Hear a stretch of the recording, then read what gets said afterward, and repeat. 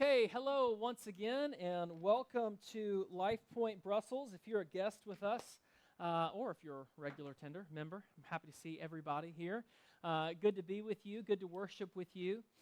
Beautiful sunny day. I know we got elections happening today, so I know some people are out voting. I know we have some people traveling, so I'm very thankful that you joined us today. I hope you have a Bible with you. If you do, go ahead and take it out and open it up to the book of Esther.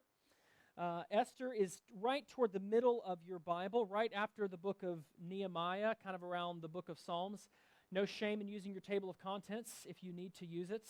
I may have even had to consult my table. Some of these smaller books, I can't remember exactly where they are. I got to flip through and find them. So go ahead and take that out.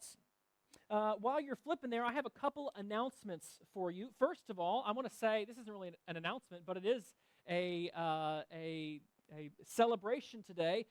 Brian said this a minute ago, but happy Father's Day to any dads in the room. Whether you're if you have kids at home, you have grandkids, maybe here or somewhere else, or maybe you're even like a spiritual father to people. Here at LifePoint, we love dads. We love men here at LifePoint. We love men and women, but there's a joke in church world that on Mother's Day, moms get an encouragement. On Father's Day, dads get a challenge, right? And so of course, dads come to church on Father's Day. They think, "Oh my gosh, what are they going to get onto me for on Father's Day?" But none of that today. We love dads. We love your role. You have such a crucial role in your homes.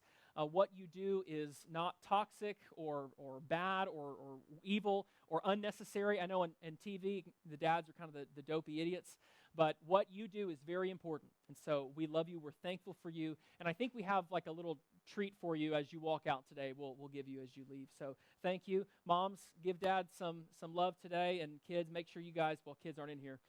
Mom, tell the kids to thank them, to thank Dad after church.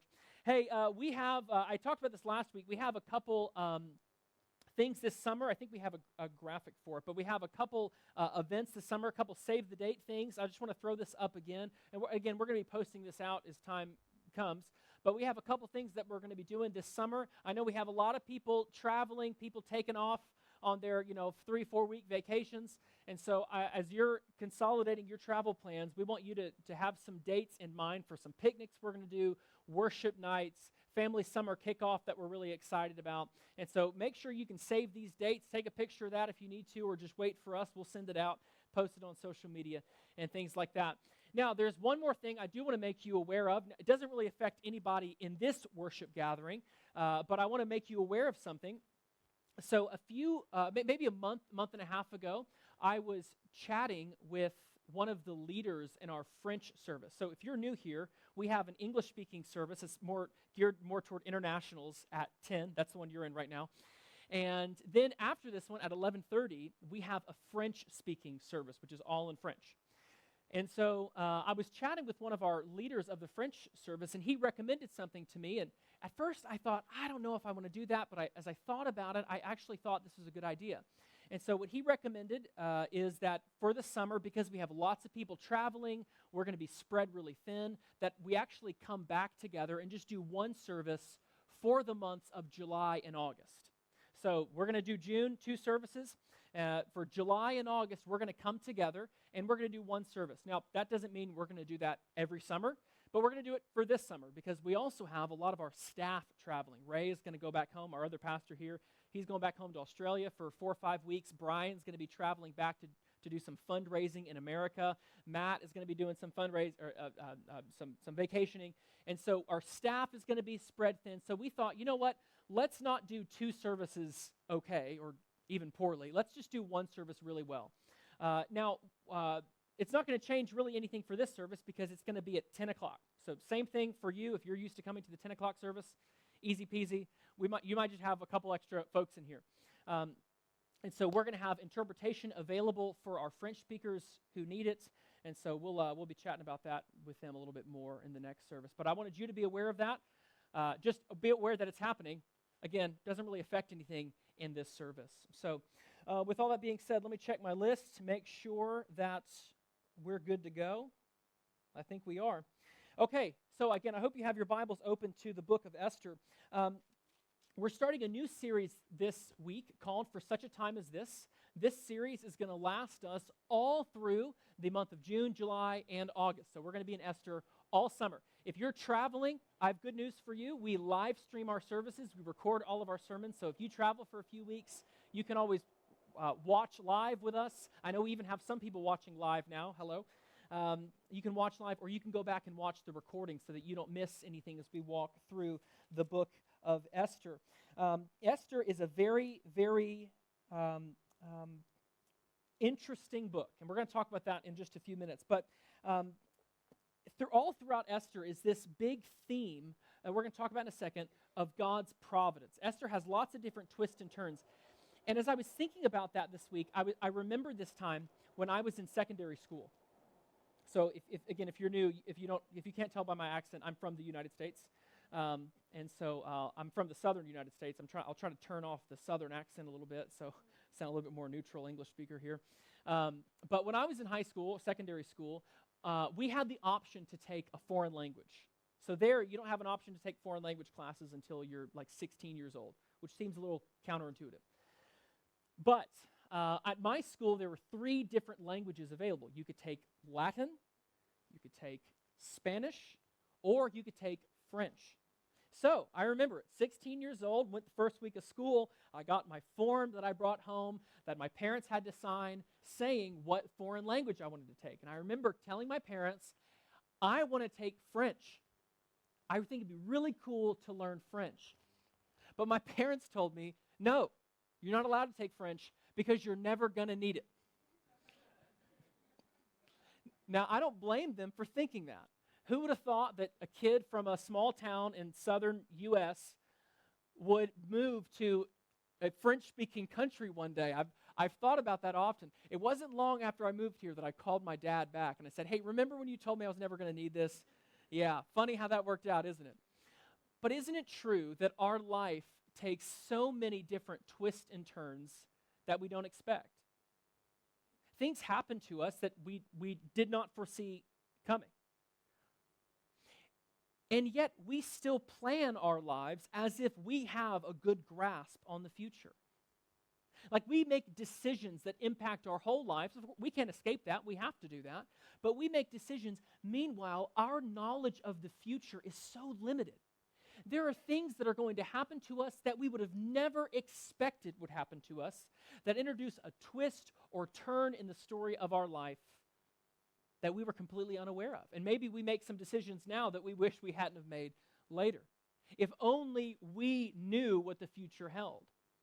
Well, thankfully, there is someone who knows what the future holds. In fact, not only is there someone who knows what the future holds, there is someone who holds the future.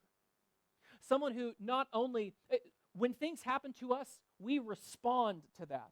We respond to twists and turns in our lives. Thankfully, there is one who doesn't respond to anything, but whose sovereign hand guides all things that happen. Of course, this is the Lord. Despite our silly attempts to direct our lives according to our wisdom, there is one, the Lord, who has total wisdom and total omniscience, meaning he knows everything. He not only sees the future, but he holds it. And everything, no matter what happens, no matter if it's extreme or if it's mundane, everything happens according to his sovereign will. And perhaps no other book in the Bible touches on this theme more than the book of Esther. But here's a crazy fact about the book of Esther. It's actually a fact that bothered me a little bit about the book of Esther when I first noticed this. If you read through the book of Esther, this is one of 2 books in the Bible where God is not mentioned at all. Esther and Song of Solomon. It's very strange, especially a book like Esther, that for all the events that we see in Esther, God is not mentioned. God's name is not mentioned, nor is there any reference to God's works at all. This bothered me about the book for a little while. I thought the Bible's the story of God's revelation to humanity. Why wouldn't he be mentioned in this book? some people throughout church history, really not only church history, but even Jewish history before then, questioned whether or not the book of Esther belongs in the Bible because of this. They thought, how could a book be inspired by the Holy Spirit if there is no mention of God? It's just a story, right? But as time has gone on, I've actually grown to appreciate that God is not mentioned in the book of Esther. Not because I don't like talking about God. I love talking about God. But because, especially when I think about Esther's story, and then I think about our own stories, there are so many times in our lives where God feels absent. It feels like he isn't there. It feels like I can look around and won't be able to find him. But Esther shows something crucial to us. Just because God isn't mentioned does not mean that he is absent. Just because God isn't mentioned in Esther does not mean he's absent from the story. Quite the contrary.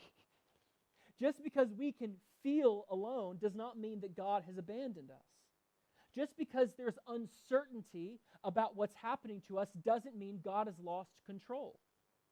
See, the biggest theme in the book of Esther is God's providence.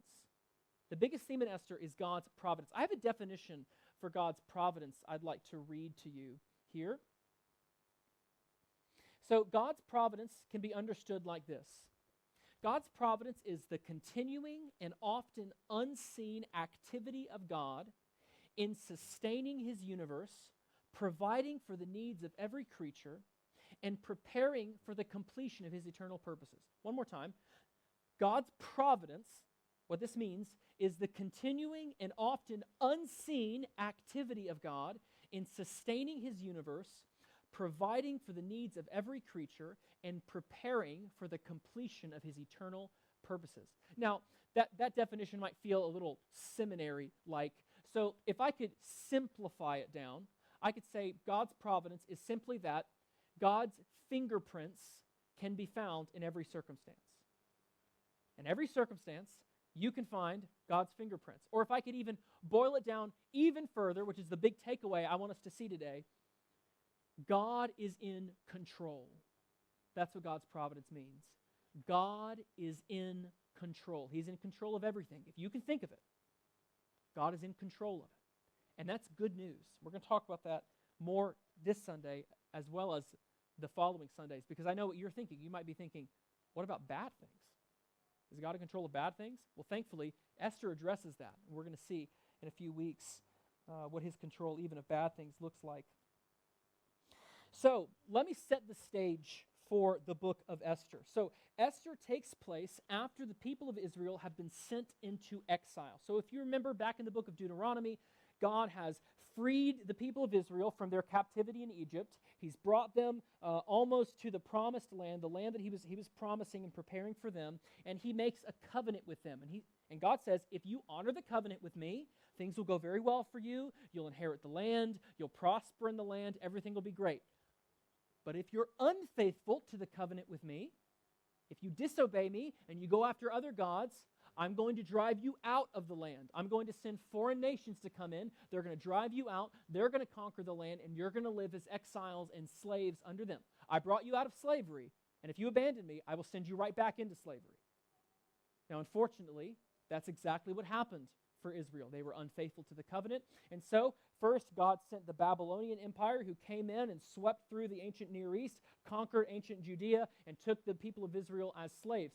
But they weren't the only big empire at the time. Babylon had their day, and then the empire of Persia came in, and Persia conquered Babylon, and now the people of Israel are scattered all abroad, and now they're under Persian control. Now, a Persian king, Cyrus, allowed the people of Israel to return back to Judea if they wanted to. So, some people returned to Judea. You can read about that in the book of Nehemiah and Esther. Those two books, Nehemiah and Ezra, which are right before the book of Esther. You can read about that. Meanwhile, some exiled Jews decided to, or maybe they didn't decide, they were still living abroad in foreign lands. Like, think about the book of Daniel. The book of Daniel took place a generation before Esther. So Daniel was living in exile. He was in foreign lands under a foreign king, not in the promised land. Esther is the same way. Esther takes place in the Persian capital of Susa, which is in modern-day sort of southwest Iran, right there in the Middle East. And so the king there of Persia, in Scripture, his Hebrew name is Ahasuerus, but maybe you might know him by the Persian name Xerxes. You might know Xerxes. Have you ever seen the movie 300? I'm pretty sure it's the same guy from that movie. I'm not recommending that movie necessarily, but if you've seen it, I'm pretty sure it's that guy. But Ahasuerus or Xerxes is the king. And the book of Esther opens with this very detailed description of this lavish, opulent royal court of Ahasuerus.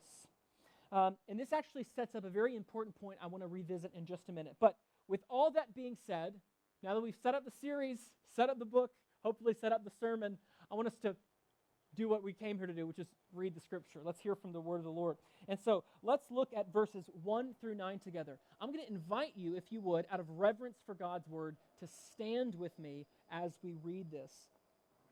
When I finish reading, I'm going to say, this is the word of the Lord, and if you believe that to be true and you're thankful for it, you can respond by saying, thanks be to God. Let's read Esther chapter 1, verses 1 through 9. Now, in the days of Ahasuerus, the Ahasuerus who reigned from India to Ethiopia over 127 provinces, in those days when King Ahasuerus sat on his royal throne in Susa, the citadel, in the 3rd year of his reign, he gave a feast for all his officials and servants, the army of Persia and Media, and the nobles and the governors of the provinces were before him, while he showed the riches of his royal glory and the splendor and pomp of his greatness for many days, 180 days. And when these days were completed, the king gave for all the people present in Susa, the citadel, both great and small, a feast lasting for 7 days in the court of the garden of the king's palace. There were white cotton curtains and violet hangings fastened with cords of fine linen and purple to silver rods and marble pillars, and also couches of gold and silver on a mosaic pavement of porphyry, marble, mother of pearl, and precious stones. Drinks were served in golden vessels, vessels of different kinds, and the royal wine was lavished according to the bounty of the king, and drinking was according to this edict.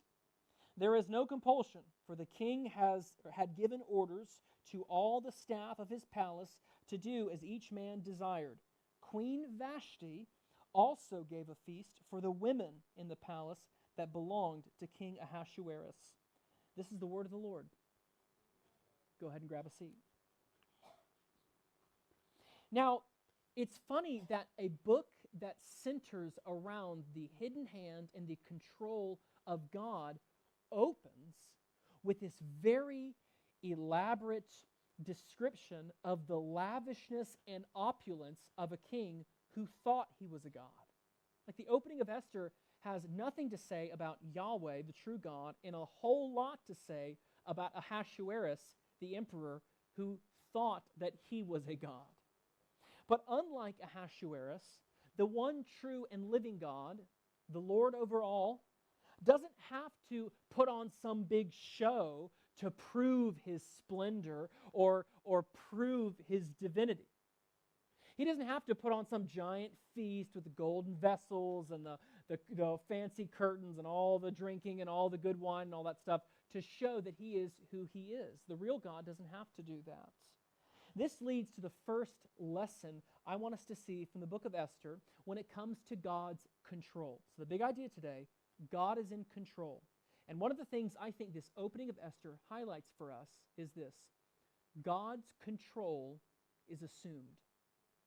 God's control is assumed. Unlike Ahasuerus, who has to prove his might, prove his greatness, God doesn't have to do that because his control and his power is assumed. Now, Persian kings were known for their opulence and their splendor, especially in light of the immense poverty that would describe the vast majority of their subjects. Persian subjects lived in squalor and poverty, but their kings lived in like maybe some of the most lavish of the ancient kings were the Persian kings. Ahasuerus is currently the most powerful man in the world, at least that section of the world, and he wants everyone to know, verse 4 tells us, he wants everyone to know that he is unsurpassed in his greatness and power and might. Verse 4 tells us that for 180 days, for half of the year, the entire government did nothing but celebrate the greatness of the king. I know we can look around and wonder what our governments do all day and think maybe our government wastes a lot of time and resources. Can you imagine if the entire government of Belgium spent half the year doing nothing except celebrating the greatness of King Philippe? That would be quite the feast. That would be something else, wouldn't it? And what's funny, I was thinking about this. I can't imagine a party lasting 180 days. I'm the guy who gets mad if the wedding goes too long, right? I sneak out of the party after about 2 hours. I'm done. 180 days, I can't imagine. It sounds like torture for me, but they liked it, apparently, right? These are the lengths that some people will go to try to prove that they are something that they're not. All this opulence, and yet Ahasuerus did not realize who was really in charge. Listen to Proverbs 21, verse 1. It says this: "The king's heart is a stream of water in the hand of the Lord. He turns it wherever he will." The king's heart is a stream of water in the hand of the Lord. Any king who thinks they are in charge is living a delusion. Their heart, their decisions, their mind is a stream of water in the hand of the Lord, and it goes according to his will. Now, throughout this book, we're going to see this proverb play out. Keep this proverb in your mind as we read the book of Esther, because this whole book is a proof text of that proverb. Ahasuerus can pretend like he's divine all day long, but God's control is ever present and underlying everything that happens in this book. Again, God doesn't have to throw some huge party in order to, in some pathetic attempt to prove his divinity. God's divinity, his control, is assumed because his control is reality. It would be like me saying, the day started when the sun rose. You don't have to say that. That's how every day starts. That's just assumed when you say the day started. God's control is assumed. It's ever present. It is always there and is underlying everything that happens. Now, in our world, we can often be like King Ahasuerus. It's easy to compare King Ahasuerus to maybe evil billionaires or evil dictators or things like that.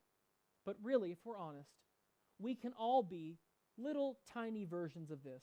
We may not have a kingdom or a vast empire, but we have a small kingdom and a small little empire, even just the little kingdom and empire of our own hearts, or our own house, or our own schedule, or our own bank accounts, or our own time. And like Ahasuerus, we can fancy ourselves the gods of our little kingdom, as though we have the control over our little piece of the universe that we inhabit. We can all crave control over our lives. And I know for many of us, this isn't our home country. We're here on visas, we're here on work permits, we're here working for different companies, or maybe a branch of a company that transferred us from here to there, or we're with the army, or we're whatever. Many of us as expats living here in Europe know really what it means to not have control over certain things, and that can really bother us. I mean, every year when I submit to get my work permit renewed, I kind of know, I hope it goes through, but someone could be having a bad day. Maybe someone didn't get their cup of coffee, or their croissant was too cold or something, and they're just going to hit rejected on my work permit. It's out of my control. But we crave control over our lives. See, that's the frustrating thing about God's providence. The frustrating thing about God's providence is that it's not our providence. He's in control, not us. When I was 16, I got my driver's license. Can you imagine that? That's how we roll in the U.S. 16-year-olds. You go visit the U.S., you look out on the roads, man. You're about to get some high schoolers just tearing up those streets.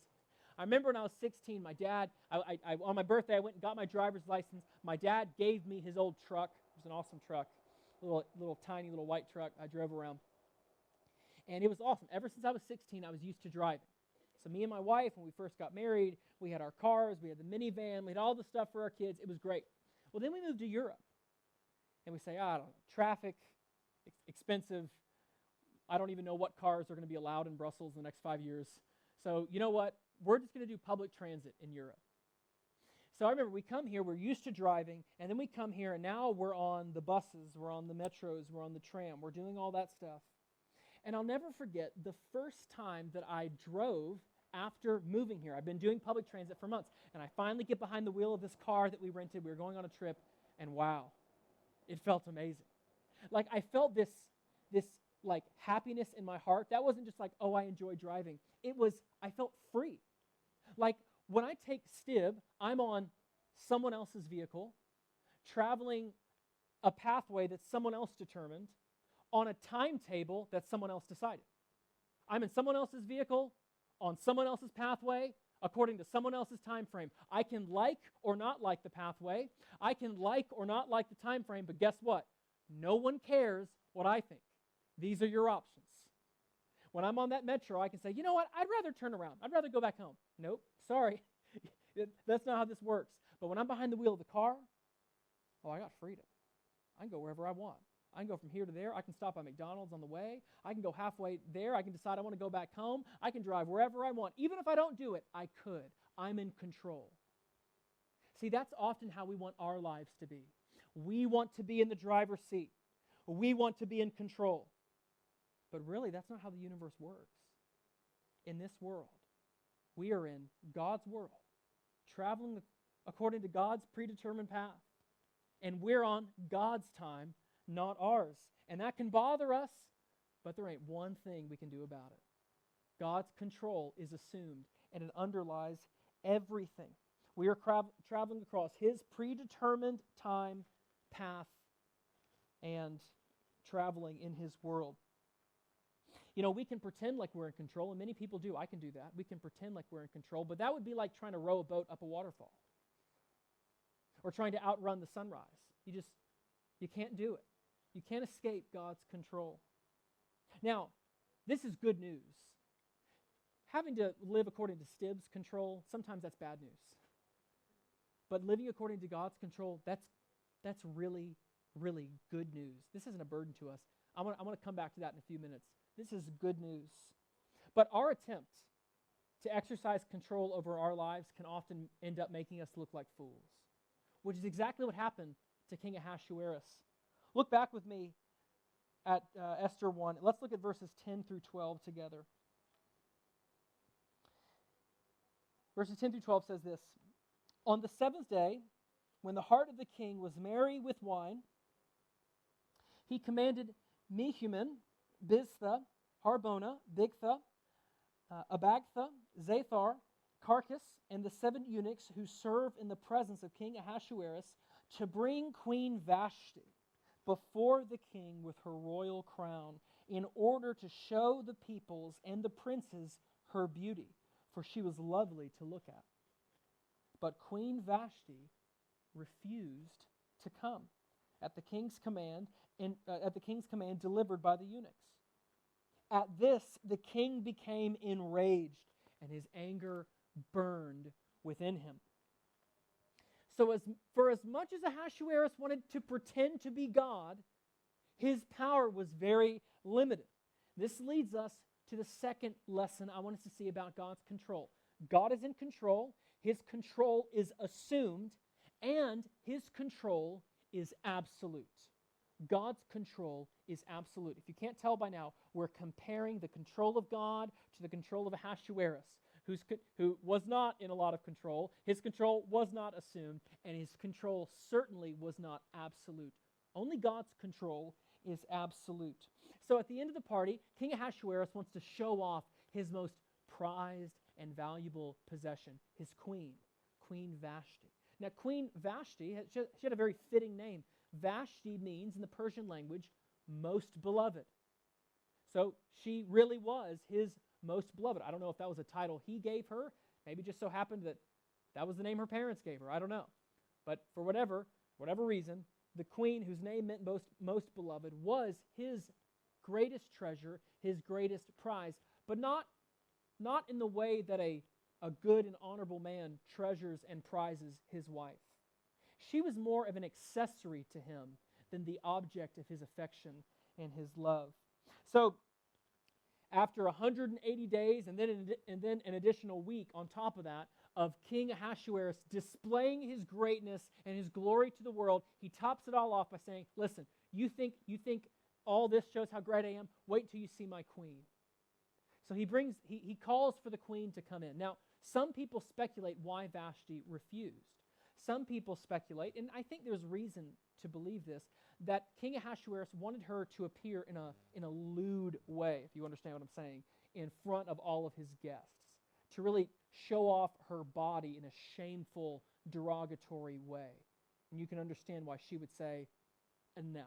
I don't know what, even if that's not what he wanted her to do, and he just wanted to show her off and have her walk around, I don't know what self-respecting woman would want to come into a room and have a bunch of drunk guys gawk at her. That's certainly not a way to value your wife, value the queen of the empire. So, of course, she refuses. He wanted her, not because he loved her, like I love my wife. My wife's homesick today, unfortunately. She's normally sitting there in the front row. I'm proud of my wife. I love introducing my wife to people.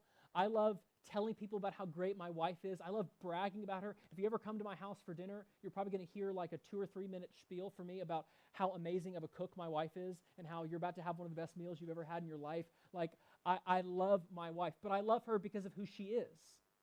I want to show my wife off because I want you to delight in her. That's not what Ahasuerus wanted. Ahasuerus wanted to show off his wife because he wanted the people to delight in him. Wow. Look at Ahasuerus.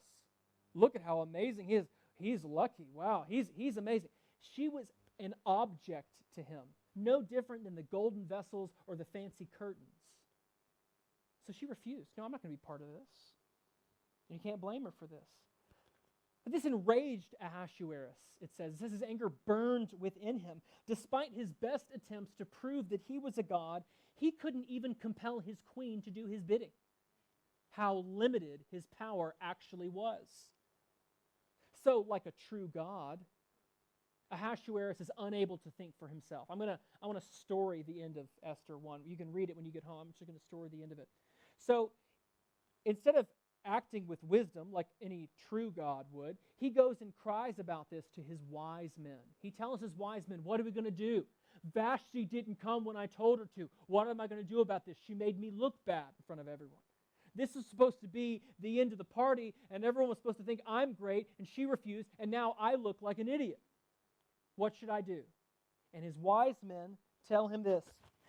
Instead of recognizing, Ahasuerus, you really sinned against your wife, they say, you know what, Ahasuerus? She sinned against you. She should have been willing to do that. And not only did she sin against you, she sinned against every man in the Persian Empire.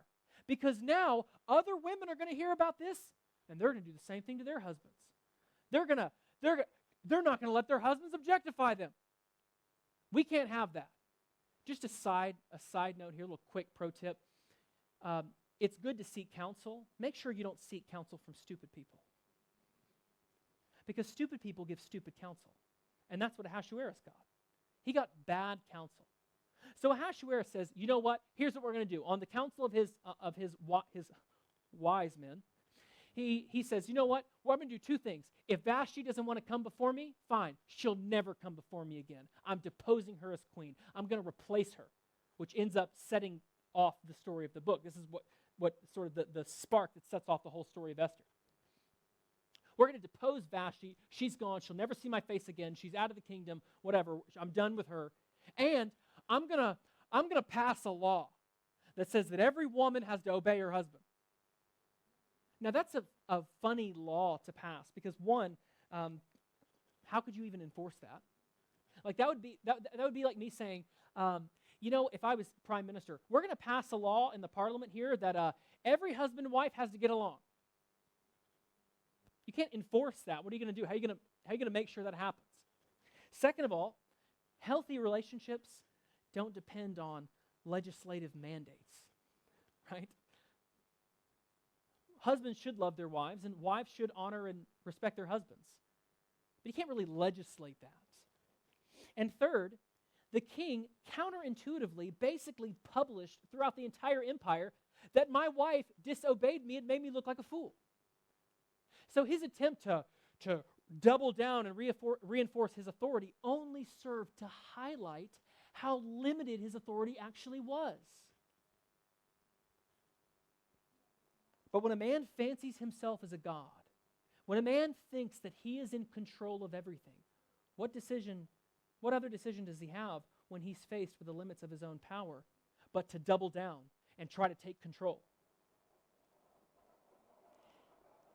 See, his attempts to double down on his own control and authority only highlighted how limited his control and authority were. Sure, he could enforce a law, or he could pass a law, but he couldn't enforce it. He had the power to make a law, but he couldn't make anybody obey it. He could give commands with total authority, but he couldn't make anybody obey his commands.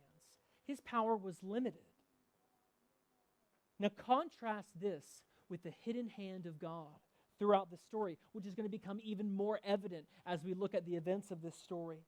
See, God is in control, and his control is absolute.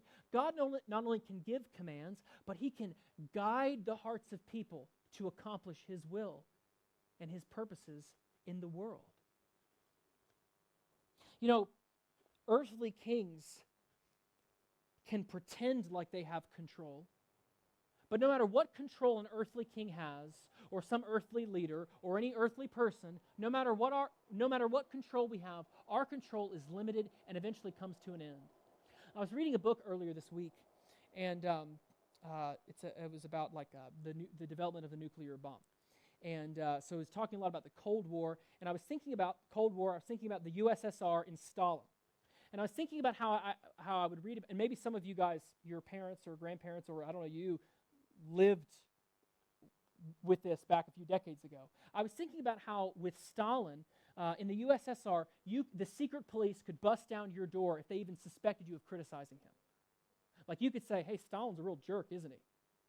And somehow someone's going to find out, they're going to rat on you, and then in the middle of the night, the secret police are going to kick your door down, they're going to arrest you, they're going to send you to the gulag, you're going to work in the gulag for 8 years and probably freeze to death. I'm sure for people living in the USSR, especially dissident people, it seemed like Stalin's power was endless. I remember traveling to Riga, Latvia last year, and there's this, we were traveling around, there's this big building there. This is ominous, towering building there in Riga with these really sharp spires. And the missionary there said that building was called I think it was like the teeth of Stalin. It was built to show his power and his imposition and almost produce fear in people's hearts. Don't resist this guy's authority. I was thinking about that because I thought, you know what, Stalin's dead now. And he can't do one thing. I can say whatever I want about Stalin or Lenin or any other communist leader from the previous century. I can say whatever I want about them, and they can't do one thing about it. They can't send me to a gulag. They can't send the secret police to come get me. Why? Because their power is over. They had power, and they have it no more. Their power is limited. For as powerful as they seemed, and we can think about dictators and evil world leaders in our day to day, for as powerful as they might seem today, their power comes to an end.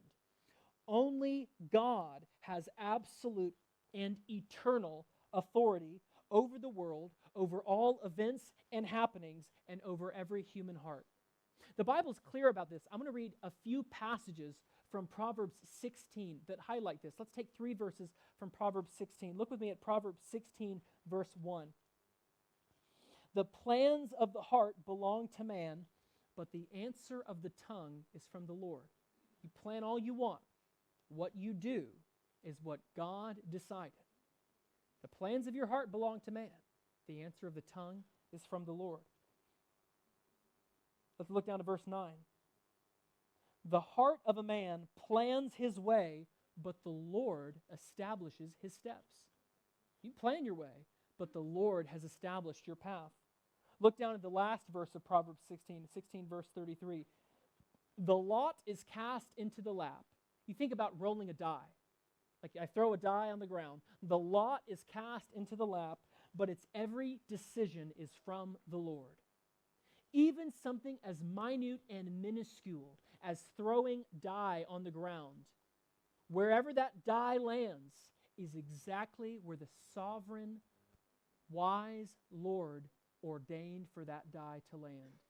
Nothing is insignificant, and nothing is outside of God's control. God's control is assumed, and his control is absolute. But God is not like King Ahasuerus.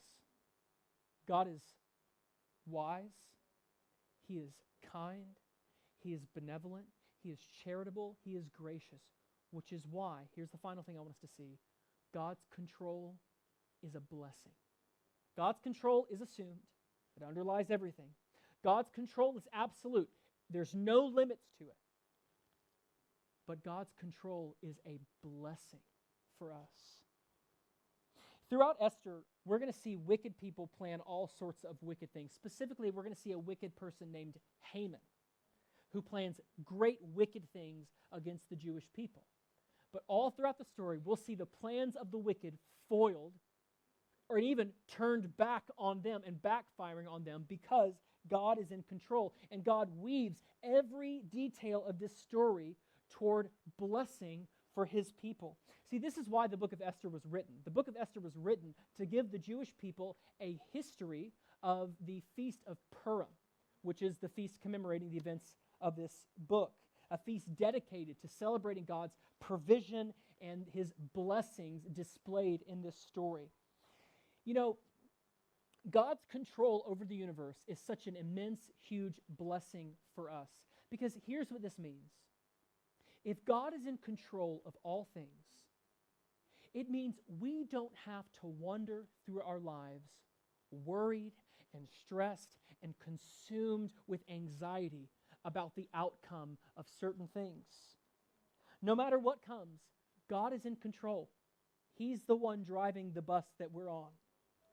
Now, that doesn't mean that we always understand what he's doing. There are things in my life right now that I look at and I go, I really wish, God, you could kind of just peel the sky back a little bit and whisper into my ear why you're doing this. Maybe you feel similarly. We can often look around and go, why is God allowing this to happen? Why is this happening to me? But just because we don't know why God is allowing something to happen does not mean that God isn't in control, and it doesn't mean that God doesn't have a purpose. A good thing to remember on Father's Day, any father, any parent knows that you say things to your kids sometimes, and they ask you why, and you think, well, I can't really explain this to you because you just have to trust me, this is good for you, and if I explained to you, it wouldn't make any sense. Like I bought a pack of chocolate waffles for my kids this morning.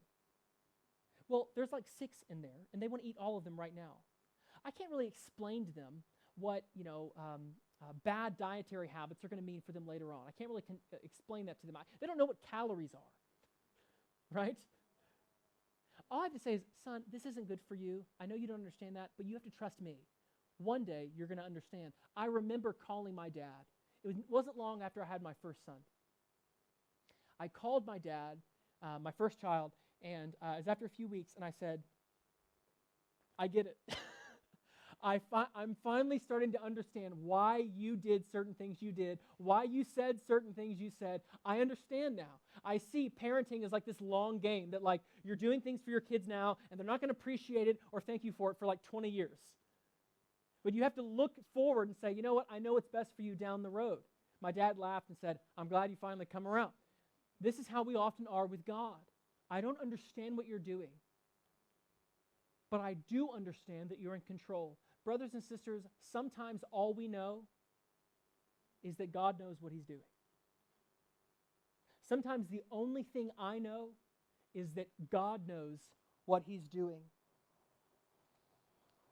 You know, the best way to end up in a ditch somewhere, the best way to end up crashing the bus that we're driving on is for us to try to kick God out of the driver's seat and start driving it ourselves. We are experts at driving ourselves into a ditch. going the wrong way. We have to rest in the peace and the knowledge that God is in control of all things, and that the one who controls all things loves you. The one who controls every detail of the universe loves you. He cares for you. He wants good for you. Now, sometimes that means that we have to go through seasons of pain. God may withhold things from us. He may give us something we don't necessarily want. He may discipline us as a good father disciplines his son in order that we may learn certain things. But everything God hands to us, whether we enjoy it or not, is for our good, and it is for the purpose of building us up into the image of his Son. God's control over your life and my life is a blessing because everything God does for us is motivated by his love for us and his desire for our good. Listen to a familiar verse, Romans chapter 8, verse 28, which says this, "And we know that for those who love God, all things work together for good, for those who are called according to his purpose." If you look at the original Greek there of what Paul was writing, you'll find that all things translates to all things. Everything. Every single thing. Good and bad. Happy or sad. Times of abundance, times of scarcity. All things work together for good. And guess what? That promise in that verse wouldn't mean anything at all unless God had all control. If God does not have control over everything, how could he ever make a promise like that? But because he is in control, because his control is assumed, because his control is absolute, his control can be a blessing as he works all things for our good and for his glory. That's what we're going to see all throughout the story. So, let us relinquish our desire for control. Let's soothe our hearts and say, you know what? A lot of things are out of my hands, but that's okay. It doesn't have to cause me stress and anxiety because although things may be out of my hands, they're not outside of the Lord's hands.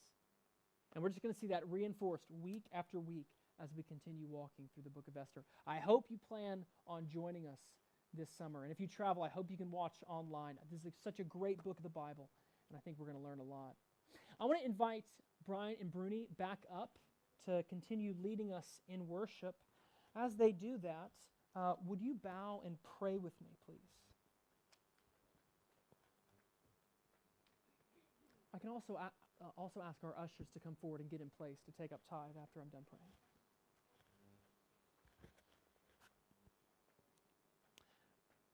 Father God, we give you all the praise.